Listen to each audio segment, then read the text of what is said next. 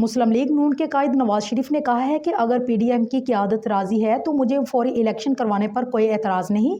नवाज शरीफ, आसिफ जरदारी और मौलाना फजल रहमान के माबेन टेलीफोनिकली राब्ते में मशावरत, असम्बलियों की तहलील के बाद की सूरत हाल पर गौर। मुस्लिम लीग नून से ताल्लुक़ रखने वाले अरकान पंजाब असम्बली ने नवाज शरीफ और मरियम नवाज के साथ अपने तहफ़्फ़ुज़ात का इजहार किया है। उन्होंने शिकायत की है कि वफाकी वज़रा ने हमें अंधेरे में रखा। अरकान पंजाब असम्बली ने लीडरशिप से मुतालबा किया है कि अब फौरी इलेक्शन की तरफ जाना चाहिए। नवाज शरीफ ने जवाब दिया कि अगर पीडीएम राजी है तो मुझे फौरी इलेक्शन करवाने पर कोई एतराज़ नहीं।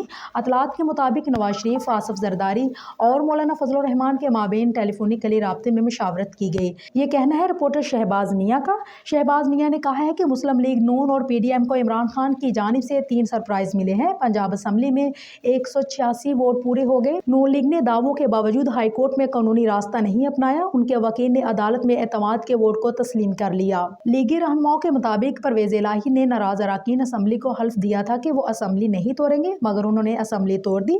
मुल्क में आटे के लिए जंगी सूरत हाल चल रही है। अगर नतीजा यही निकलना था तो कौम का वक्त बर्बाद करने की क्या जरूरत थी। लीगी रहनुमाओं की इतनी बरके मारने का क्या नतीजा निकला। उन्होंने कहा कि नून लीग के अरकान असम्बली का एतराज़ दुरुस्त है। मुस्लिम लीग नून को रिमोट कंट्रोल के जरिए नहीं चलाया जा सकता। मरियम नवाज पार्टी की सीनियर नायब सदर हैं, वो भी मुल्क में नहीं है।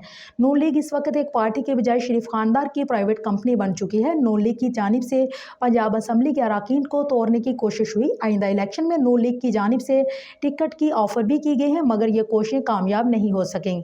इतलात के मुताबिक अब सदर आरिफ अलवी वज़ीर आज़म शहबाज शरीफ को एतमाद का वोट लेने का कह सकते हैं।